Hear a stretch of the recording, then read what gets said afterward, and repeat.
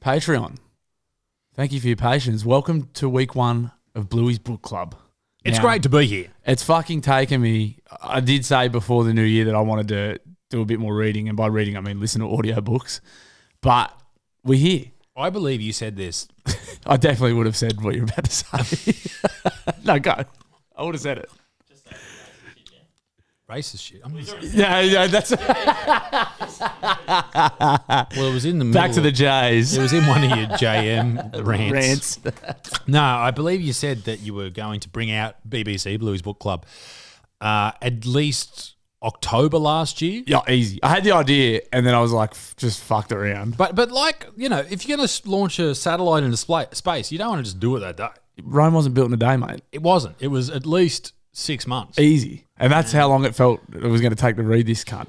Now, when I say read again, audiobook, I picked a fucking doozy, I will admit. Yes. So, obviously, today's book club, 12 Rules for Life by the great and powerful Jordan B. Peterson. Can you give people a bit of a synopsis as to who Jordan Peterson is? So, the good doctor, is he a psychologist? He is clinical psychologist? and a lecturer. And a lecturer. And he obviously has become quite prominent in recent years because he had controversial views on fucking everything from sort of gender identity and all the hot button issues. He's got a pretty reasonable take on, but he was sprouting them in unis where it was opposed to what they're sort of teaching, and that's why he sort of took off and sort of gained prominence.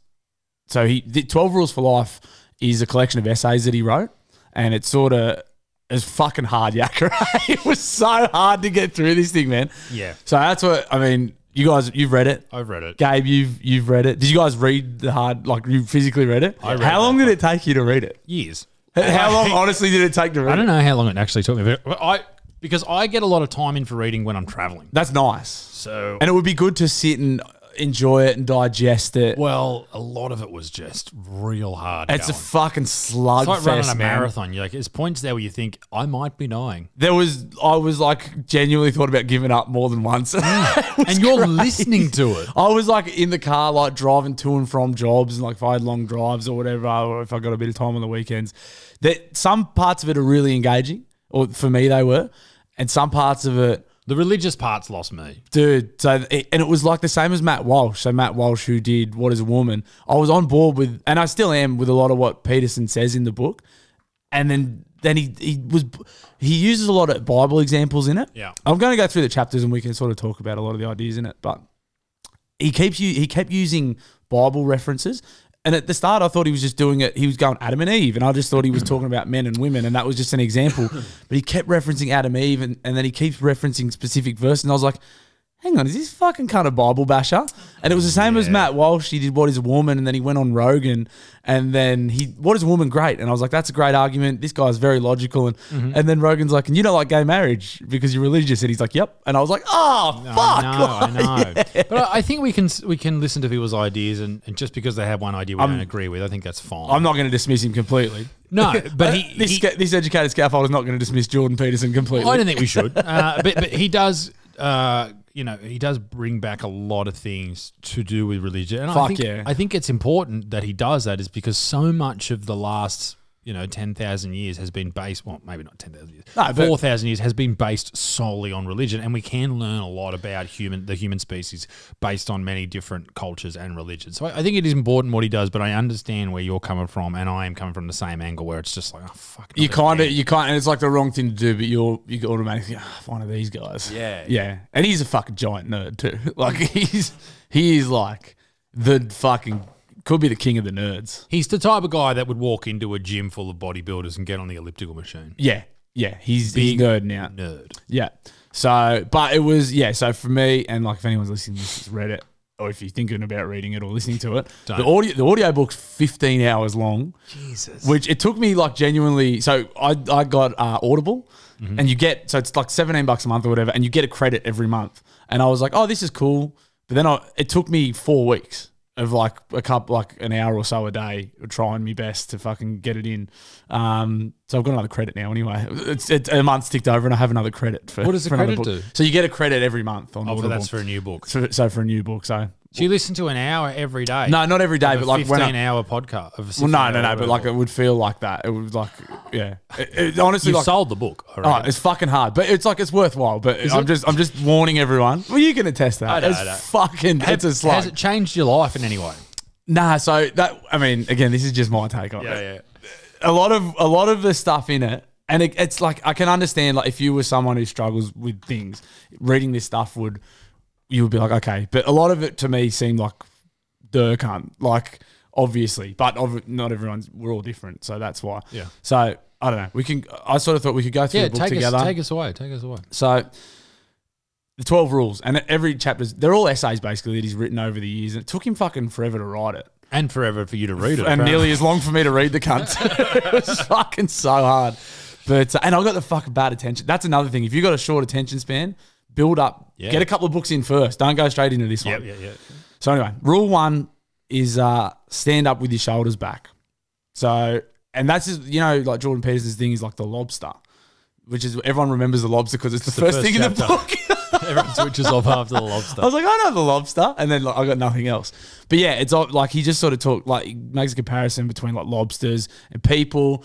Lobsters are more dopamine, like the better, more handsome, sexier lobsters. Bigger lobsters always get more access to like better lobster pussy, more resources. Do lobsters have pussy? What would they call pussy though? I mean, isn't it just pussy for everyone, isn't it? Pussy for all. But he makes a comparison between like the bigger, more successful lobsters get better access to resources, better access to mates, better housing, and how similar that is for people. So, and they're always the clucky lobsters. They're the big ones that have got their claws up and they're out and about. And then he makes that comparison with people. It's like, if you project that in the world, if you don't walk around sort of stooped, that's kind of the main takeaway, is if you can sort of project a bit of confidence about yourself, it becomes like reflective. People start treating you accordingly. Yeah. So if you're walking around hunched over and that, people treat you like a bit of a loser. Like you're trying to hide. Is that chapter a lot to do with hierarchical structures as well? Yeah, 100%. Yeah. And then like obviously those lobsters become the top of the food chain. Sure. Lobsters, that's why they get everything. It's the exact same with people. There is something to be said for people who are CEOs or really high, like powered individuals. When they walk into a room, they are, shoulders back, they're standing up straight. A lot of them are quite big too, tall. Yeah.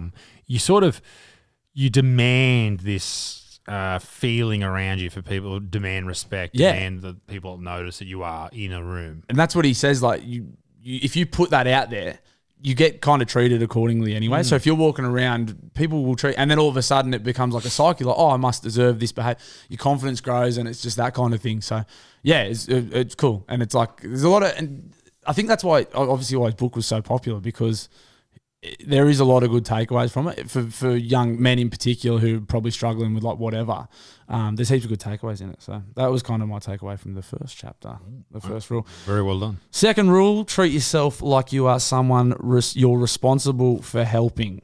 So this is, this is like a chapter about doing, not always making decisions about not what you want to do all the time, but doing things you think are going to benefit yourself. So again, it's like kind of pretty straightforward stuff. It's like, don't just fucking do what you want all the time. Like, get up early and go to the gym, eat some veggies. Don't just eat fucking, eat Papa Macros. Definitely eat Papa Macros. Definitely eat Papa Macros. But yeah, like kind of sort of straightforward, like fucking treat yourself with a bit of respect and do things that are going to benefit you in the long run. What else did I have on here? Yeah, a bit of discipline as well. Be disciplined. Yeah, and I get where you're coming from. Like, you're saying that was pretty obvious. Well, but it's not obvious for everyone. It's not. And there's a lot of people who are really, really lost in this world, particularly young dudes. Yeah. Like Gabe. Before I gave him a job, he was wandering the streets just trying to find cock. Giving hand jobs. Hand jobs galore. Which would be a good shop, actually. Next to barbecues galore. Hand jobs galore. But yeah, go on down. It is. I think it is important that people do hear these things, and it's not just the chapter titles that you're reading in this book. It is a whole array of facts and figures and stories and ideas. This is concepts. A summary by a retarded scaffolder of 12 Rules for Life. Yes. I'm skimming up. It gets deep, and he gives like a lot of, like, he had mates that he committed suicide, and he goes into fucking like so much like Marxism and so much social theory, because he's like a bit of like a lot of sociology in the book as well. Sure. There's a lot of wild concepts. A lot of it fucking I was struggling to keep up with. But then there's some stuff that's like really good too. So these are obviously Just my takeaways. It does get into these deep waters, and I think that's good. Oh, yeah. Like there's some deep water that you really are struggling in, but then it sort of brings us back and you can sort of relate to what the topic is. But yeah, it's a book for a lot of different people. Exactly. There is definitely, like you say, there's some for the scaffolders. But there are takeaways for everyone. But he goes into deep water. And it is good to struggle with those ideas too, because it makes you think. Yeah. Definitely. And that's also what book club's about. Challenge ourselves a little bit. Let's have a think. This one was a fair challenge, let me tell you. So rule 3, which I like rule 3, it was make friends with people who want the best for you. Yep. So that's obviously like the idea of there's a motivational speaker. It's the law of whatever, but it's you become the average of like the 5 people you spend the most time with, which I think is really important. Peterson sort of talks about that.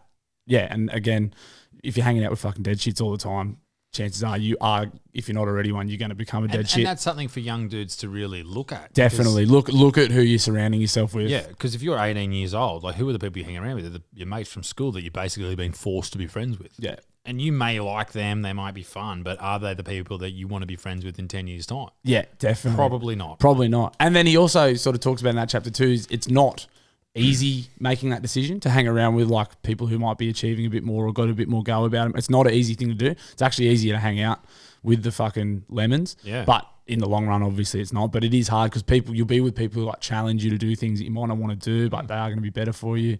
And people you'll learn from and people you won't understand, and then it'll take time for you to understand who they are. Yeah. You know, it's a challenge. But that's what it's about. That's it. That's what it's about. What are we? Chapter 4? Chapter 4. This is a nice one too.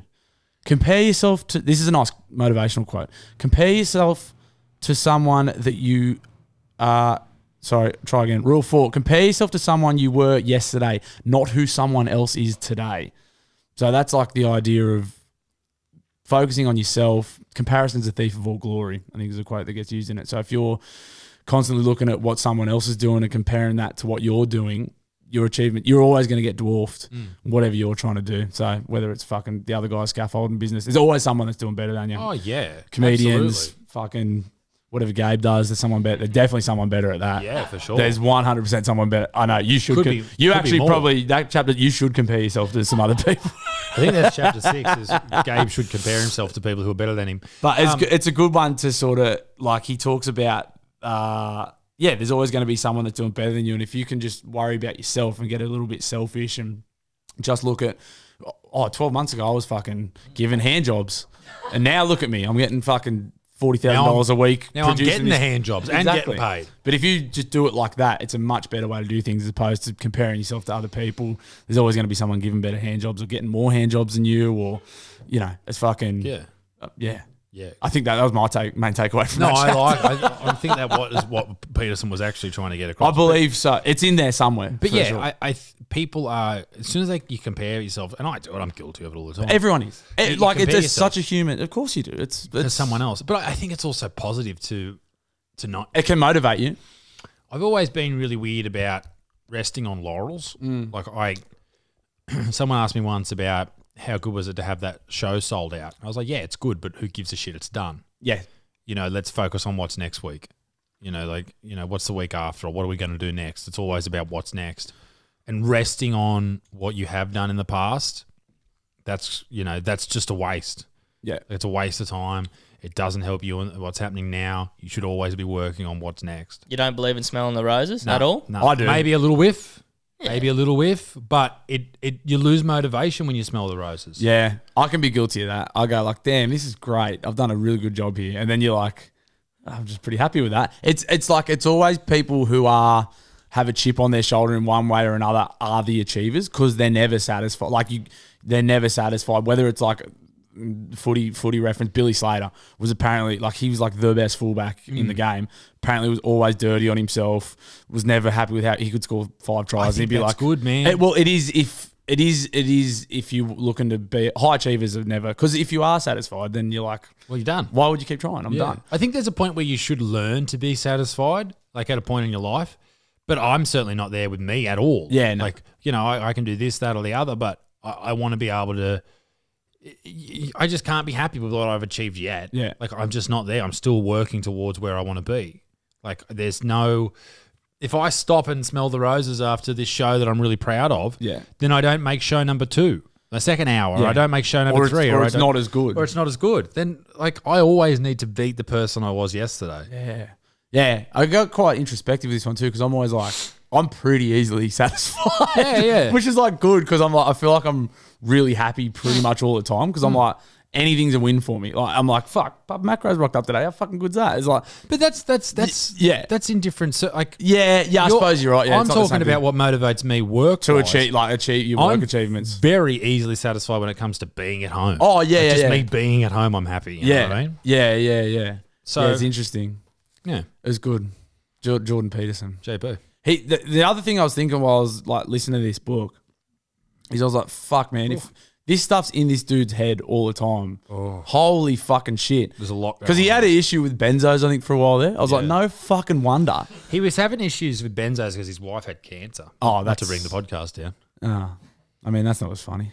It's kind of funny. It's funny how many people like really hit him about that. Like, you're telling people to get their life in order and you're on benzos. It's like, his wife got diagnosed with cancer and she was given like 3 or 4 months to live. Yeah, that would be tough to do. And he's got all that in his head too. Yeah, he's fucking. It was crazy. He kept. Oh, there's so many references to like the fucking Russian gulags and like Marxism. I was like, dude, this is a lot.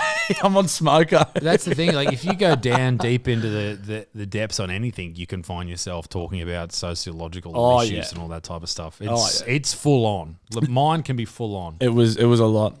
Rule 5, which was a good one for you coming up. It was about for people with kids, maybe naughty kids.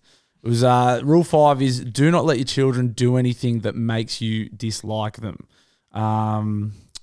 Which sounds like a confusing title, but he talks a lot about disciplining kids and disciplining them early. I think by the age of 4, he said you got to make sure your kids aren't fucking dickheads by the age of 4. Sure. Because when they turn 4, that's when they start to like socialise, and then that's how a big part of their world gets shaped. And if they're fuckwits when they're 4, they'll be fuckwits when they're 40. Then they start getting the other kids treat them like fuckwits. Yeah. Then they're just inherently a fucking dickhead, and then they're just sort of fucked. And it's hard to make them not be fuckwits from sort of there on in. You getting this? Are you saying my parents did a bad job? You're a fuckwit. I mean, we've got to blame someone. Yeah, but he was saying like, it's very important like to discipline them early and fucking make sure they're not absolute fucking retards by the age of 4. What else did he say? So like when they start to socialise, like they can get ignored, which is like dangerous. That's where you get your Jeff Dahmers and stuff, I think, when the kids...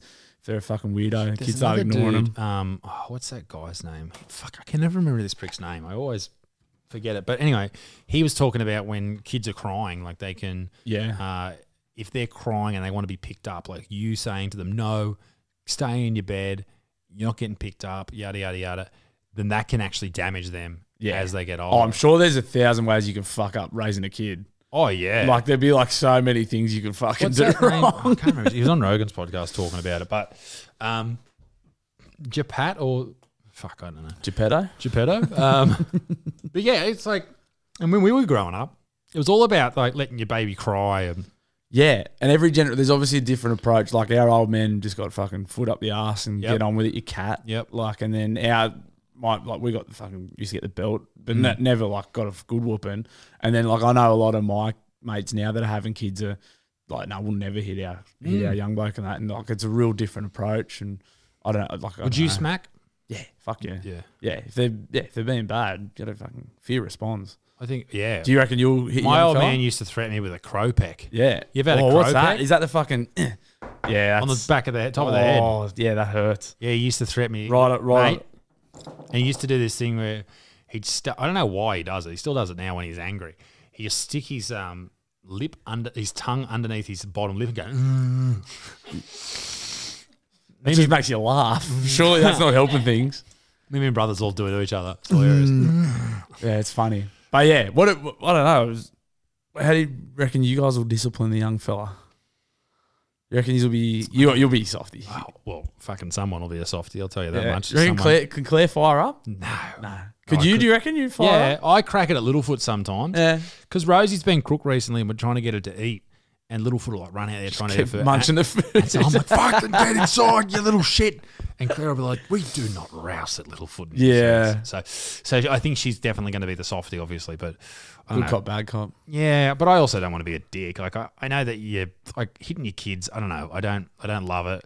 But I mean, we used to get threatened with the belt. Yeah. But never really got it. Yeah. And it is like, I got a mate whose partner is a psychologist also. And she said, like, we've had a few conversations with her about how bad it actually, like, it's really bad. It really fucks and it's them up. really bad to whoop your kids. But I'm still like, yeah, sometimes I need a fucking whooping, don't they? Yeah. So, like you say, like, it's just like, but then if you don't hit them, do they just become lunatics? Do they grow up to be horrible? Do they go people? like, no, I can fucking do what I want? Like, I don't know. There are a lot of kids that need a fucking ass whooping now. So where are they? They obviously didn't get them earlier. So, or did they cop it? And that's why they are assholes. And Peterson did talk about like being like it is. He talked about, I think it was with Michaela. He gave an example with Michaela about, can't remember what it was, but the takeaway from it was like just being firm and consistent.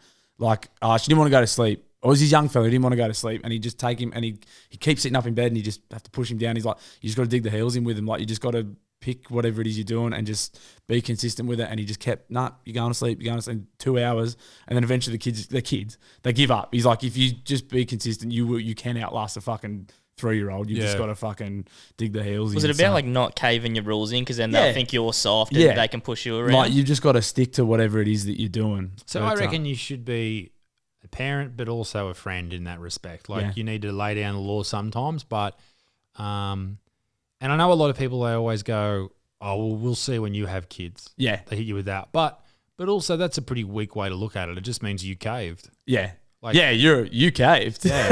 Right. Yeah, well, you see, it's not that easy. Yeah. You're about to go on a crazy journey. It's going to be awesome. It's going to be sick. I'm so excited for it, but it also, it's pretty scary. Fucking oath it is, but that's like... It's life, man. That's it. But there's not going to be a better time for me to do this. No, use a fucking... It's great. We're sorted. We're ready to go. I've fucking, Yeah.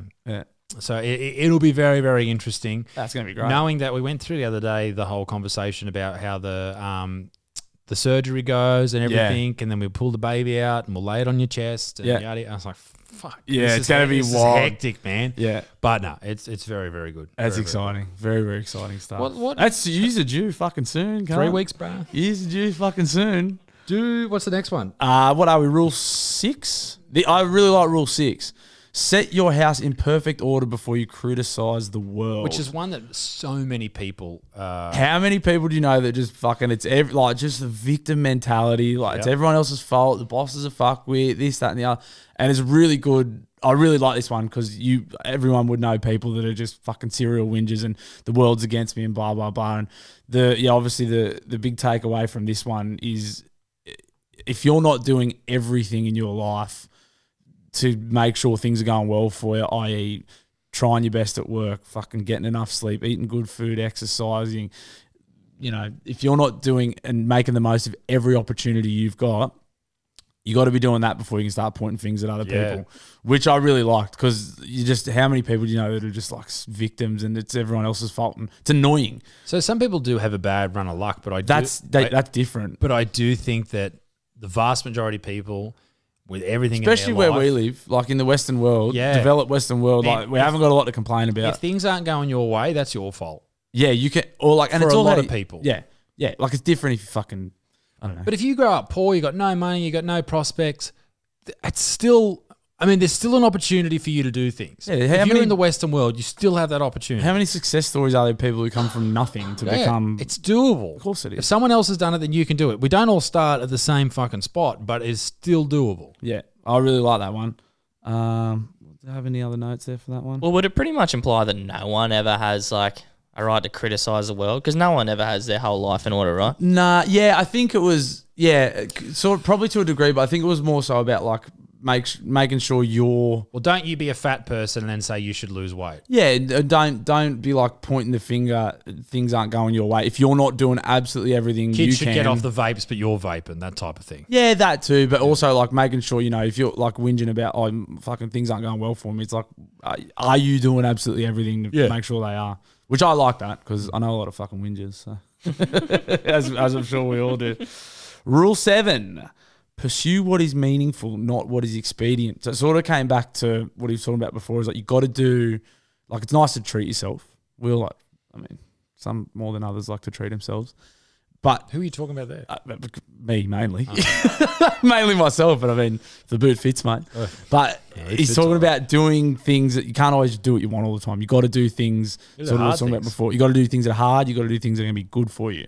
Go to the gym, eat your fucking veggies, blah, blah, blah, blah, blah. So again, but people just go, I've got mates that just counteries and schooners every night of the week, and then every night. Well, most nights. I know I've got a few mates. Exactly, but they're just like, it's fun. I'm like, yeah, it's fun, cunt, but it's not good for you. Well, it's that dopamine release that we were talking about. People get addicted to that shit. Yeah, and then if they don't have it all the time, then they feel like shit. Yeah, but then I'm like, and then you need so for like me or you, a countery and a schooner is like a treat. But for them, that's not a treat. That's just every night. So then they've got to have something gnarlier to actually have a treat. They've got to they need more. Man, I was sitting in last night. I had a big day. I trained. I ice bathed in the morning. Then I trained. Then I mowed the front and back lawn. And if you know where I live, it's very, very hilly. So it's a fucker workout in the rain too. And I hadn't eaten. This is about 5 o'clock yesterday. I hadn't eaten. And I'm on keto, so I'm only eating like high fat. So I was just so keen on something like just carby. Naughty. And all night, all I could think about was carbs. But I didn't. I just stuck to my guns, didn't do it. But the best thing when you do that, I feel much better because of that. You do that, and then when you do finally get to the stage of like, all right, it's treat time, it's amazing. So even an example of that, actually, I didn't think of that until right now, is fucking listening to this book. So when I was grinding through this fucking book, I was like, no podcast. I'm not listening to Rogan. I'm not listening to anything until I've done this. No music. I'd be driving to work. I'm like, if I'm putting anything on, it's the book, which sucked for fucking a month. It was hard yak I got. I don't know if I fucking explained that to you yet. This was hard for me. But then I finished the book and I was like, I'm listening to some fucking Rogan. Yeah. And I put Rogan on. I was like, yes. Or then I put Shaney Gillis. Then coincidentally, when I finished it, Gillis and Rogan did an episode together, and I was like, let's go. Yep. So it's like, it's just that thing of like, just delay gratification for a bit and do something that's good for you, like reading a book or whatever. And then when you have your treat, when you have your fucking carbohydrates, you pretty much come in your pants. Oh, fuck it. Well, even having a beer after mowing the lawn. How good does it taste? It's nothing better, mate. Nothing better. Mate, if I get through it and like Friday's a hard day at work and a cold can, just 1 or 10. Dude, I saw some roofers down the road the other day, and it was 40 degrees, and they busted it out Friday, and in the afternoon they were still working at 7 o'clock, and I was just thinking, how good is that can gonna taste? Yeah. Mate. But it's like anything, you just fucking do the work. But if you wake up and rip one open, the bloke who's been drinking every day, it's not going to be as nice as the nice. But it's the same in the ice bath. You feel like shit, horrible. You get out and you're like, all right. Then all the blood rushes back to your organs, and you feel amazing. Let's go. It's great. Good takeaways here, Jordan. I think there might be a future in writing for you, Dr. Peterson. Rule 8. I like Rule 8 too. Tell the truth, or at least don't lie. So it was poignant for me. I used to, like, this is going back. I used to tell porkies all the time. Going back. No, like, it's funny. It is funny. I used to just fucking constantly lie. Like, in the old relationship I was in. Are you talking like little white lies? Nah, like big ones and little ones. Okay. I was like bad boy and like just telling porkies all the time, going and getting on it and just lying. Like, no, I didn't go out. And just be fucked up all the time. And that stuff eats at you. Like lying all the time. Like, even like little white lies. You can weave a web pretty quick and then you start getting caught out. And then like, I know people who just, are fucking bullshitters. Like, and people listening to this, people that are bullshitters, and you sort of you just don't listen to anything they say. Yep. And then you also, what you think of those people. And then also, deep down those people aren't happy. They're just like, you tell them lies all the time.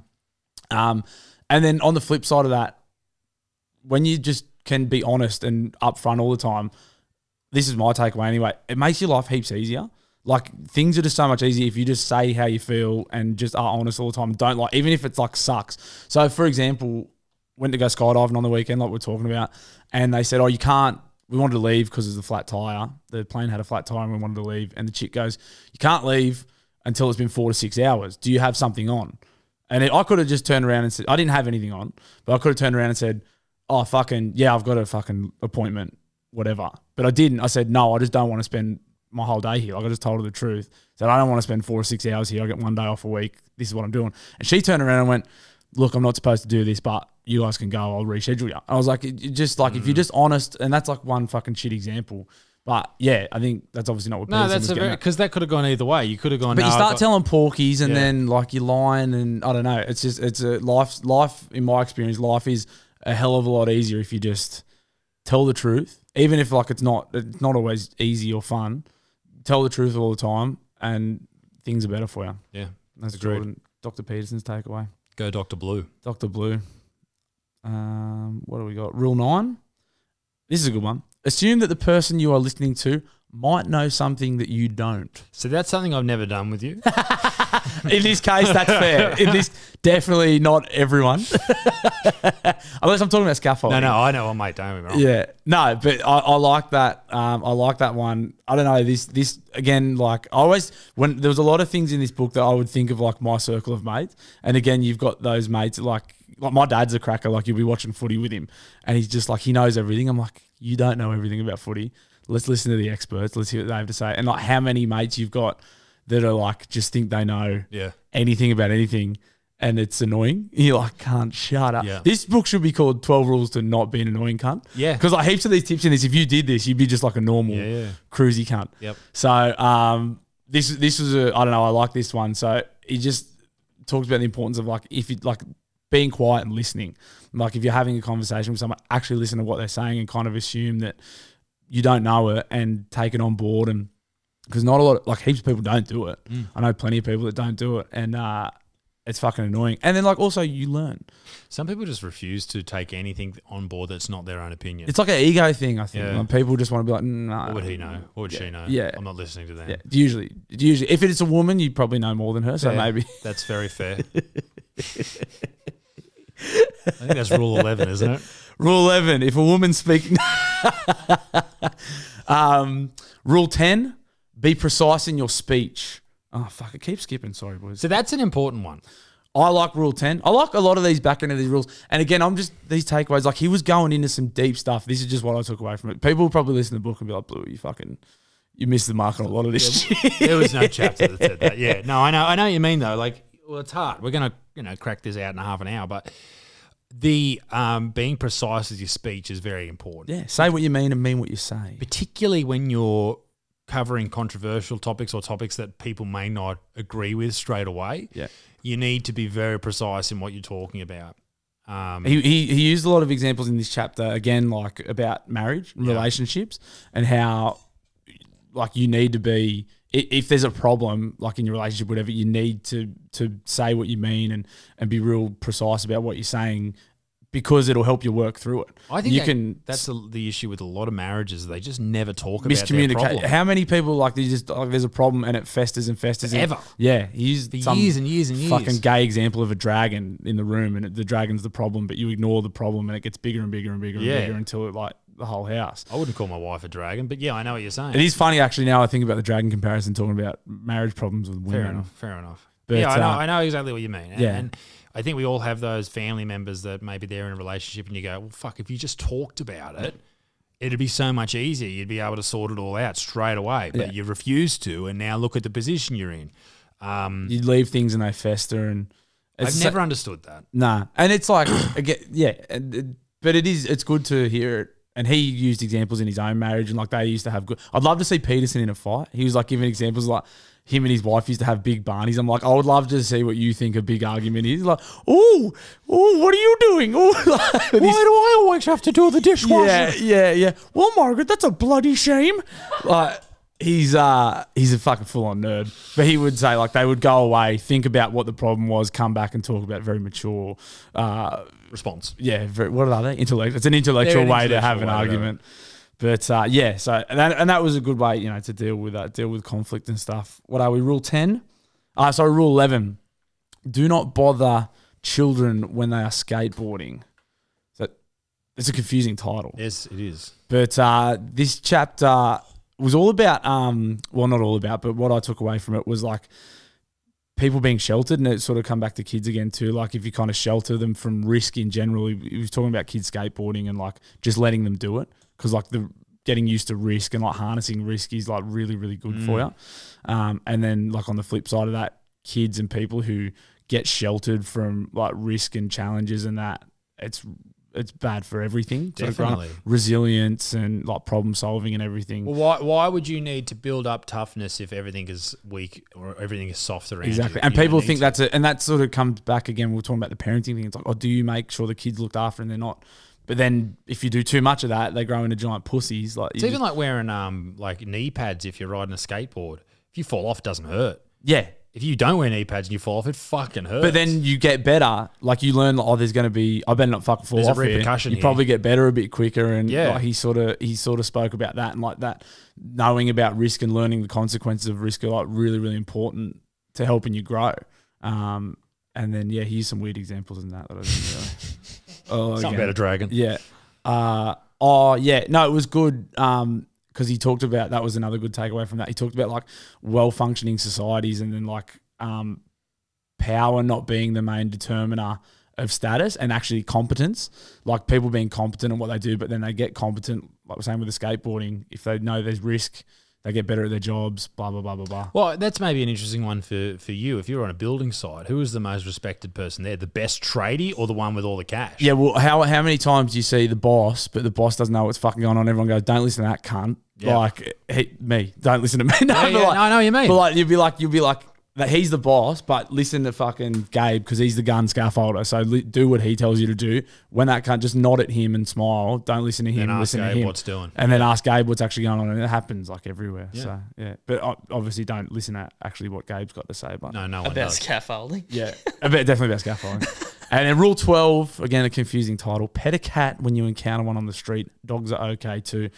This one confused me a little bit, but I think the takeaway that I got from it was about smelling the roses sometimes. I don't know if you guys remember that chapter very much from your tangle with the book, but it was like no rassle. You're a rassle.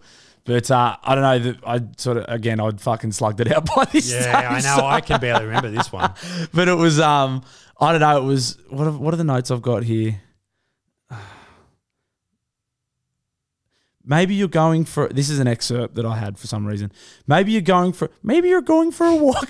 Maybe you're going for a walk. Maybe you are going for a walk and your head is spinning and a cat will show up. If you pay attention to it, then you'll get a reminder for just 15 seconds that the wonder of being might make up for that ineradicable suffering that accompanies it. So I think it was kind of about like mindfulness, taking the time to stop and smell the roses, be a bit mindfulness, be a bit present, and everything's not actually that bad. Yeah, it is. That is important. When I said before that I don't stop and smell the roses, I do. But I just don't rest on it. Yeah. Because I think like do it for maybe a day and then move on. Yeah. Because if you do it for too long, then like you say, you don't. But this depends on what you're doing with it. Like, you know, if you're really happy with your marriage, then fucking they're beautiful. You can smell those roses till the cows come home. Rub your nose in it. Yeah. But when you're talking about things that really matter week to week, it's like a footballer. Yeah. You know, if you have a really good game, well, that's great. Well, what are you doing next week, mate? You're only as good as your last one. That's it. It's the same with comedy. You're only as good as your last show. Yeah. It's very true. Thankfully, I'm great every show. Obviously. Come and see me live. Every show's a winner.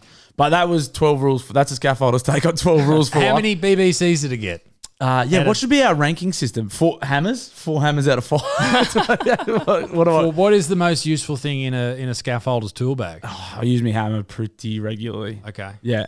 So 12 rules it's a tough one. I'm going to give it 3.5 hammers out of 5. Okay. Ooh, that's that's for me. I mean, it was fucking hard yakka. Was that the biggest, like the most disappointing thing for you, that it was really hard to read? No. Yeah, that was probably, it was hard. It was really, really hard to get through it. But then there was some awesome takeaways in it. My advice, I mean, if you're just getting into audiobooks, do not open the account with that one. So, thank you for putting the effort in for that. That was good. Blueys Book Club. That's episode 1 of BBC in the bag. I think you've nailed it, mate. I think you've nailed it. Well, I've picked a shorter book for the next one. I was going to say, what's next?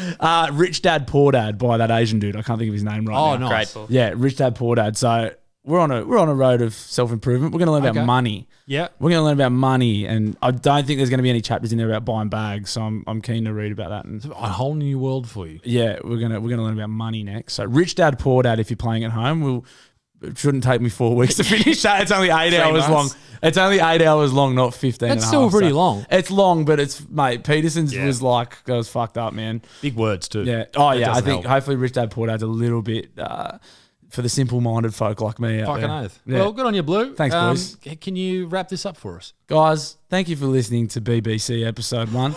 We'll be back in who knows how long. Thank you, Patreon. That's what you pay your money for Yeah. BBCs. So some of you guys would have seen this on YouTube. It comes out a month after it's released on Patreon. So go and check out Patreon. It's only a couple of dollars a month. Guys, we'll see you next time. Noot, noot.